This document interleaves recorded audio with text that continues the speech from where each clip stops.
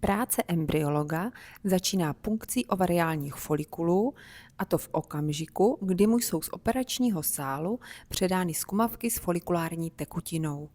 V té se nachází oocyty, které embryolog pod mikroskopem vyhledá a zhodnotí jejich předběžnou kvalitu podle vzhledu a struktury kumulárních buněk, které oocyt obklopují. Po krátké kultivaci v inkubátoru následuje proces denudace, který spočívá v šetrném mechanickém odstranění kumulárních buněk pomocí enzymu, který buňky již po několika vteřinách rozvolní. Díky tomu lze přesně posoudit zralost a kvalitu oocytů. Pouze zralé oocyty mají plný potenciál pro úspěšné oplodnění. Ve stejné době probíhá v andrologické laboratoři zpracování ejakulátu a příprava spermií pro in vitro fertilizaci. Naše laboratoř nabízí široké spektrum separačních metod, a to od těch základních centrifugačních až po ty moderní, při kterých navíc dochází k cílené eliminaci spermií s fragmentovanou DNA. Základní metodou zpracování spermií je metoda SWIMAP, založená na aktivním vycestování pohyblivých spermií do média, a gradientová centrifugace, při které jsou v hustotním gradientu odděleny vitální spermie od seminální plazmy či zbytků testikulární tkáně po chirurgickém odběru spermií.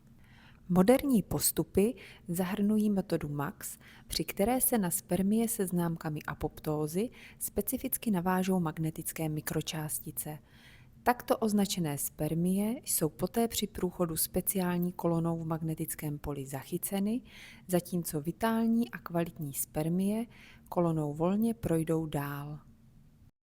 Nejmodernější a nejoblíbenější metodu v andrologii představuje mikrofluidní separace spermií, která probíhá ve speciálním čipu s mikroporézní membránou.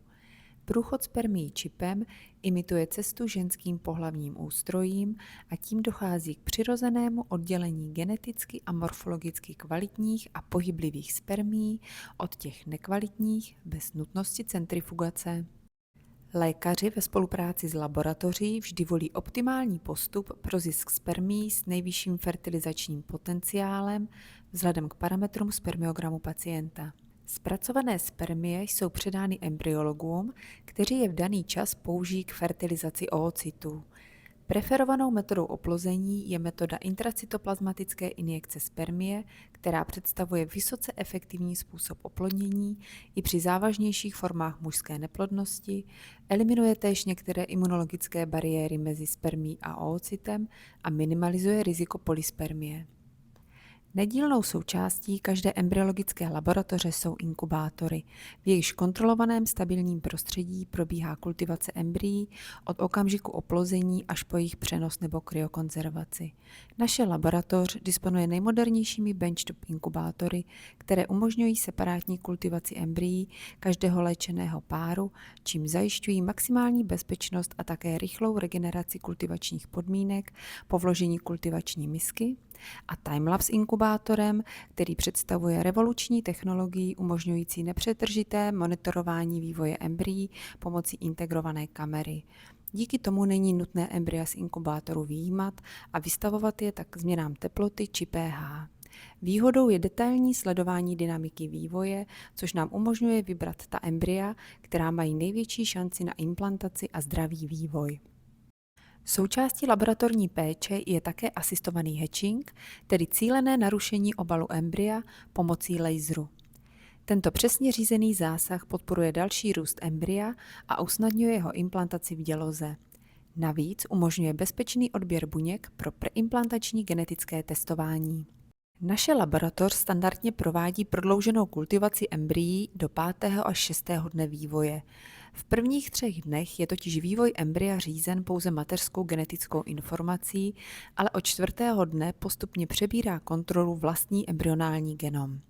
Teprve embryo, které se dokáže vyvinout do stádia blastocysty, prokazuje svou vývojovou kompetenci a vysoký implantační potenciál. Blastocysta zároveň představuje ideální stádium pro preimplantační genetické testování i pro kryokonzervaci, protože její buňky mnohem lépe tolerují proces zamrazení a rozmrazení. 5. den kultivace lze tedy s kvalitními blastocystami pracovat těmito způsoby. První variantou je embryotransfer, při kterém embryolog naseje nejkvalitnější embryo do tenkého katetru, který předá na sále lékaři a ten jej pod ultrazvukovou kontrolou zavede do dělohy pacientky. Druhou variantou je biopsie embryí pro preimplantační genetické testování. Biopsie se provádí na embryích ve stádiu hečující blastocysty, kdy je pomocí mikropipety a laseru šetrně odebráno 5 až 10 buněk trofektodermu, tedy základu embryonálních obalů, nikoli v zárodku samotného. Takže zákrok další vývoj embrya nijak negativně neovlivní. Získaný materiál je přenesen do mikroskumovky a v genetické laboratoři podroben důkladné genetické analýze dle zvoleného typu vyšetření. V Reprogenesis nabízíme genetická vyšetření embryí, která zahrnují základní metodu PGT-A pro odhalení chromozomálních aneuploidií nebo podrobnější metodu PGT-A+, která navíc odhalí, jestli je původcem genetických abnormalit vajíčko nebo spermie a jestli k chybě došlo při dozrávání reprodukční buňky nebo až během vývoje embrya. Další metodou je PGT-SR pro odhalení strukturních chromozomových aberací, které mohlo embryo zdědit po některém z rodičů. A nejpodrobnější metodu PGT-M pro diagnostiku monogenních chorob, která umožňuje detekovat konkrétní genové mutace a nabízí tak párům s rizikem přenosu monogenní choroby na potomka možnost mít zdravé dítě. PGT tak významně zvyšuje úspěšnost léčby neplodnosti, zkracuje dobu k dosažení těhotenství a zásadně snižuje riziko potratu nebo narození dítěte s genetickým onemocněním. Posledním výkonem v embryologické laboratoři je kryokonzervace embryí po provedené biopsii a rovněž všech nadbytečných kvalitních embryí, která si pacientka může nechat zavést v některém z následujících cyklů v rámci tzv. Kryoembryotransferu bez nutnosti opakované stimulace.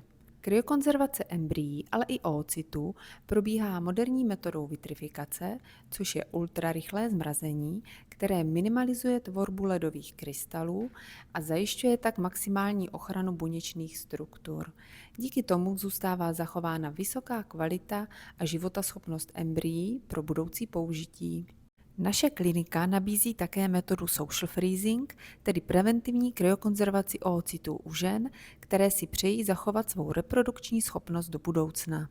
Od okamžiku punkce až po embryotransfer nebo kryokonzervaci je každý krok v naší laboratoři podpořen nejmodernějšími technologiemi, které zvyšují šance pacientek na úspěšné otěhotnění. Pro gynekology to znamená jistotu, že jejich pacientky dostávají tu nejkvalitnější dostupnou péči.